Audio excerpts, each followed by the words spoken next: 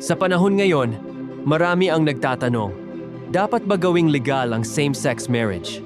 Ang tanong na ito ay hindi lamang tungkol sa batas kundi tungkol sa pantay na karapatan, dignidad at pagkilala sa lahat ng tao.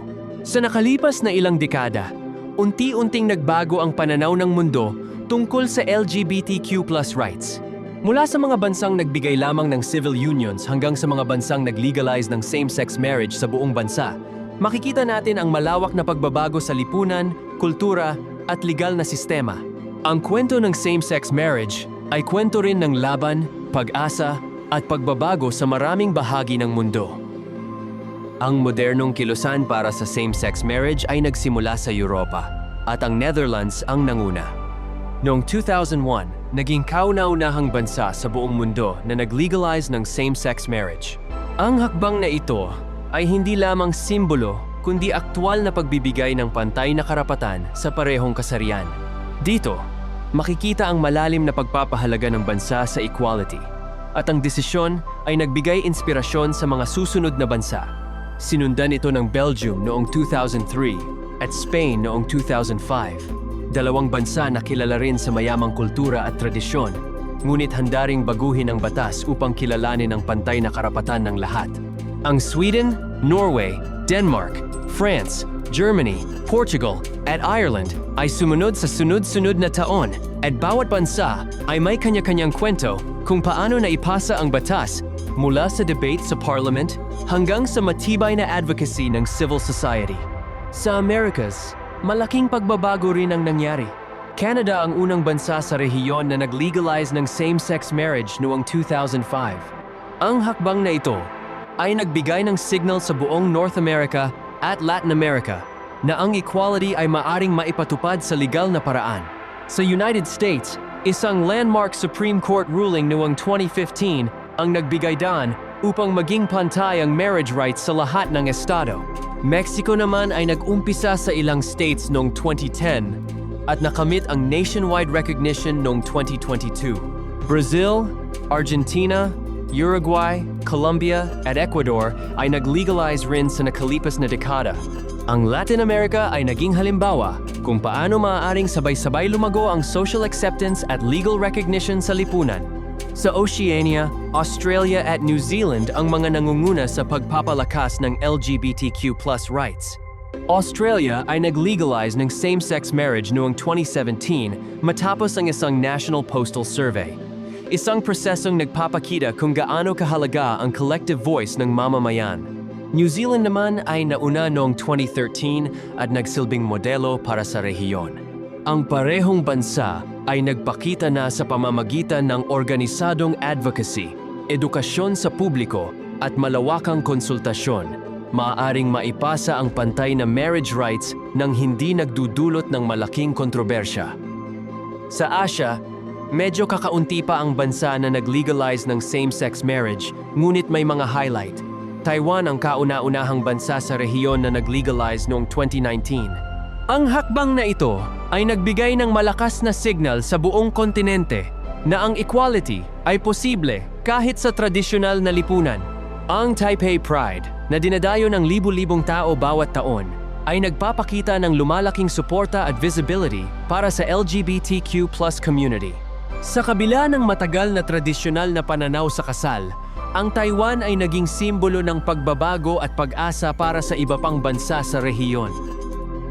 Sa Africa at Middle East, kakaunti pa rin ang mga bansa na nagbibigay ng ganitong karapatan. Karamihan sa mga bansa ay nananatiling mahigpit sa tradisyonal na marriage norms. Sa kabila nito, may ilang bansa na nagbibigay ng partial recognition o civil unions na nagsisilbing unang hakbang patungo sa equality. Ang patuloy na advocacy at pagtutulungan ng mga LGBTQ+ activists ay nagpapakita na kahit sa mahihirap na kalagayan, may pag-asa para sa pagbabago. Sa maraming pagkakataon, ang mga activists ay kinakaharap ang banta, diskriminasyon at legal na limitasyon, ngunit patuloy silang lumalaban para sa pantay na karapatan at dignity ng lahat. Mahalaga rin ang epekto ng legalisasyon sa lipunan at kultura.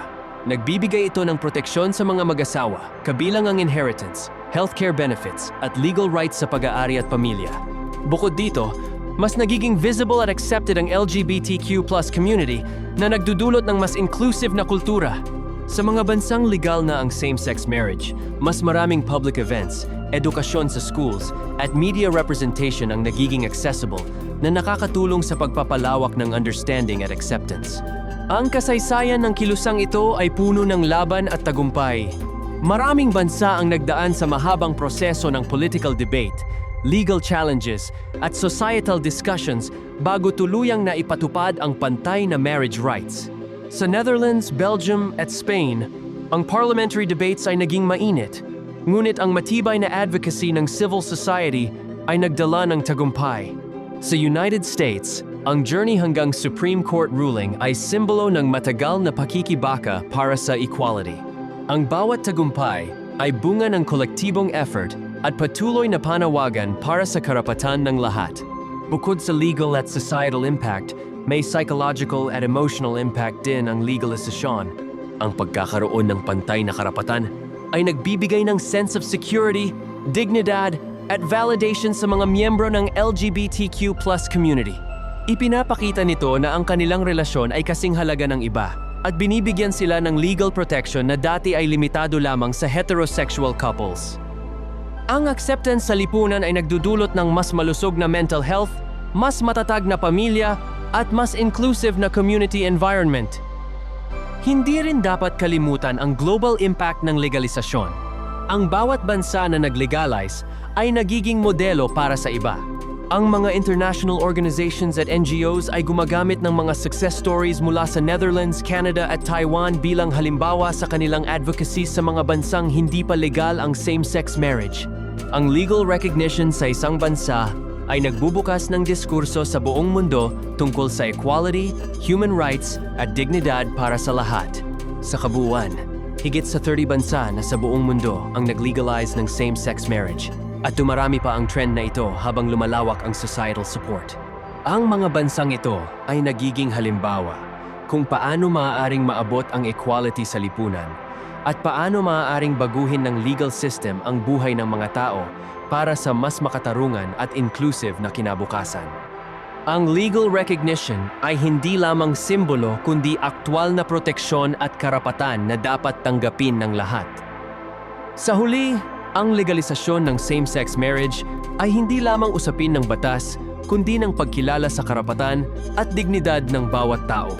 Habang patuloy na lumalawak ang mga bansang sumusuporta, mas nagiging malinaw na ang pantay na karapatan ay mahalaga sa lahat, anuman ang kasarian. Ang kwento ng same-sex marriage ay kwento rin ng pag-asa, pagkakapantay-pantay at pagbabago sa buong mundo. Ang bawat hakbang patungo sa equality ay hakbang rin para sa mas inklusibong lipunan at patunay na ang pagbabago ay posible kapag may collective voice at commitment para sa karapatan ng bawat isa.